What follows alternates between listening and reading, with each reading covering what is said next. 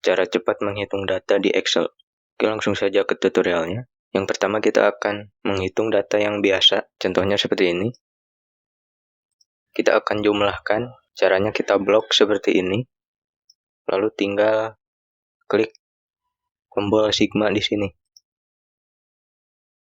Dan secara otomatis akan terhitung jumlahnya.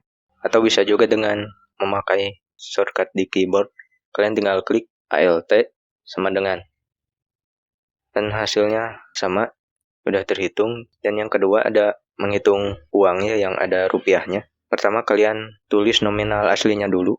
Simbol mata uangnya jangan ditulis dulu. Kita tulis nominal sebenarnya. Kita blok. Dan kemudian klik di sini accounting. More accounting format. Dan klik di sini. Kalian cari rupiah. Nah ini dia. Dan otomatis rupiahnya tertulis, tinggal rapihin dulu. Kita blok untuk menghitungnya lagi.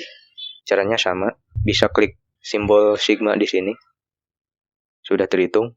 Atau pakai shortcut kayak tadi, Alt sama dengan.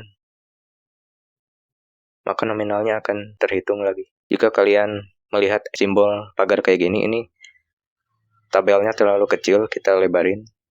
Nah, sudah selesai. Itulah cara untuk menghitung data dengan cepat di Excel. Sampai jumpa di video selanjutnya.